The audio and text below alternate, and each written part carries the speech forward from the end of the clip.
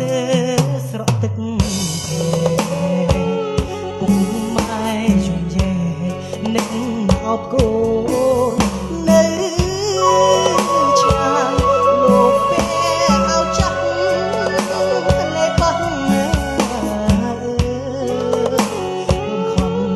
ប្រណាហើយសាអើយនៅតែលំបាកពេលណាជោគជ័យពេលនេះសុំពីខ្លាំងពេលស្ទើរស្រស់ទឹកភ្នែកអ្នកអត់ដូចគ្នាទើបយល់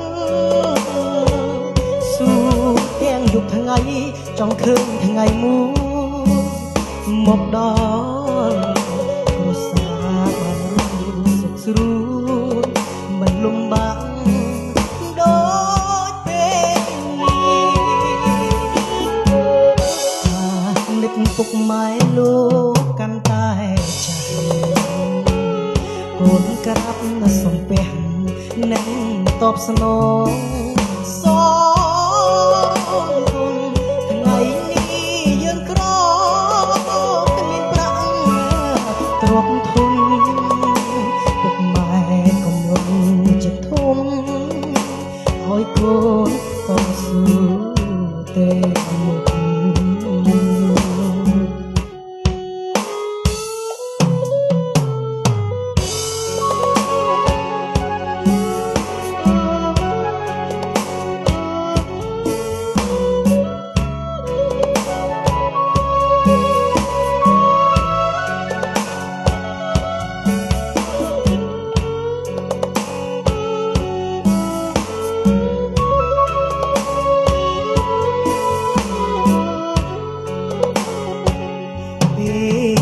ជោគជ័យ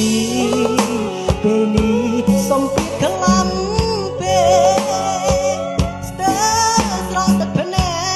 កអ្នកអត់ដូចគ្នាទើបយល់សួរទាំងយប់ថ្ងៃចង់ឃើញថ្ងៃមួយមកដ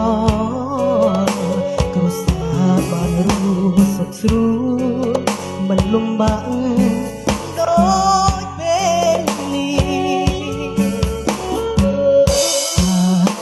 ពុកម៉ែលោកកាន់តែចាស់កូនក្រាបសំពះនឹងតបស្នងសងថ្ងៃនេះយើងក្រគ្មានប្រាក់ទ្រព្យធនពុកម៉ែកុំចិត្តធំឲ្យកូនតស៊ូទេមុខពុកម៉ែកំឡុង